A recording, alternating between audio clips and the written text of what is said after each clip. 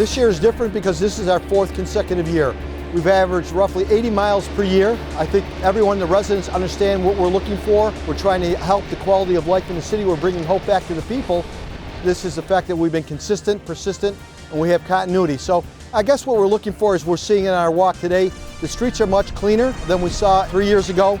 And we're not happy with it. You know, the walking in the street, the loud music, the litter, the garbage, the parking on the lawns, all the things that distract from the quality of life in the neighborhood is what we want to make sure that we are on top of.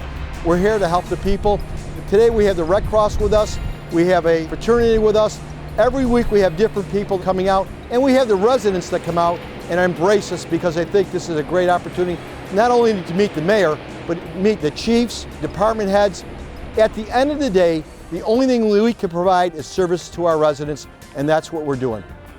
It is a huge benefit of being able to have Mayor Palmieri's support for this, to be able to get out in the community here in Utica, and to be able to have the media attention that the mayor was able to assist us with, so that we could reach other communities within the Mohawk Valley chapter. I mean, the Mohawk Valley chapter is 4 counties, over 5,200 square miles from here all the way down to Delaware County.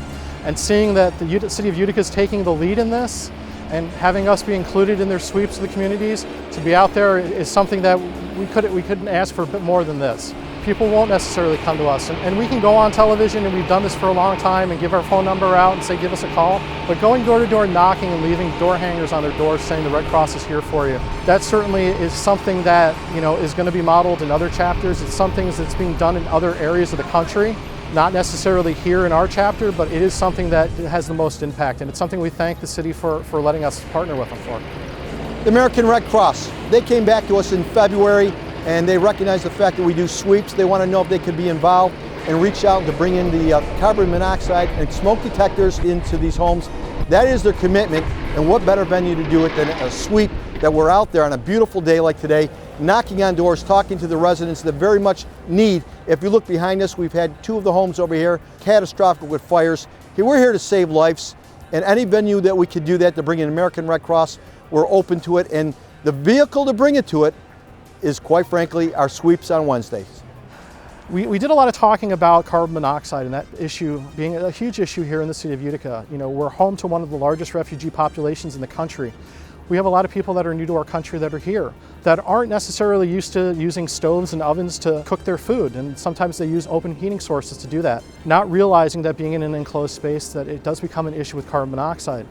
Carbon monoxide is something that if you don't know that it's there, you'd never sense it.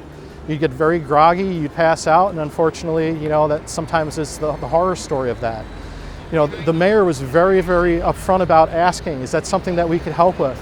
And we were able to talk to our leadership in the Red Cross and say, this is a need in our specific community, and it's something that we want to be able to provide. And we were able to make that happen.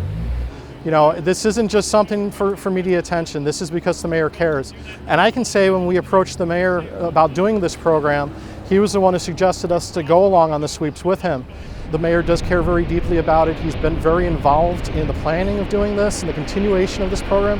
It's not going to be just this one day going out. This is something that's going to go on for the next several years, and we're looking forward to continuing that relationship with the city of Utica. Mayor Palmieri is a Utican. I mean, he's from here.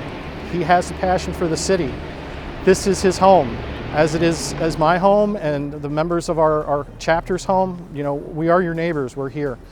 It is unusual, but it's a testament to how the mayor is and the style that he governs in, of being a hands-on person. I mean, just a couple days ago here in Utica, we had a fatal fire, and Mayor Palmieri was there. 1 o'clock in the morning talking with people, making sure that the firefighters were taken care of, talking with the people that were impacted with the fire. That is something you don't see everywhere. You don't see a mayor who's that engaged with making sure that his community is being served. And if there's something that's not being done, he's the first one to make sure it gets done. So let's digest all this information and try and make some sense of it all. This is the 4th consecutive year Mayor Palmieri has been conducting his quality of life sweeps. Have they been successful? Yes, beyond his initial expectations.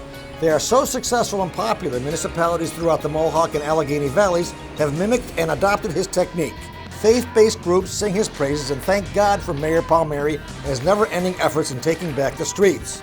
Local organizations, unions, college fraternities, and even the Utica Comets have been a part of this infectious movement to keep Utica clean and safe. It's a team effort, and everybody has to get on board. If you're not part of the solution, you're probably the problem. This year being the 4th year of the sweeps, you're either complying or defying. For those who choose not to comply, it's going to get a little bit more difficult as we amp up our vigilance on citing traffic and codes violations. We are especially going to be looking for parking vehicles on your lawns. This is so unattractive and ruins the rest of the neighborhood. Your neighbors work hard to keep their properties looking nice. Have a little courtesy. Walking in the streets. Very simple. The streets are for motor vehicles, not pedestrians. Use the sidewalks. It's so dangerous, someone is going to get hurt or killed. Get out of the streets. Don't be a litter bug. Pick up any garbage in front of your house. People drive by your house and see your garbage, it sends the wrong message about you. Clean it up. The mayor wants you to be proud of Utica, and there's no better way than to keep it clean and safe. If you want to be on a weekly sweep, call the mayor's office. They're every Wednesday starting at noon, and that's a great way to know your city. Come on, Utica. Keep it clean. Keep it safe.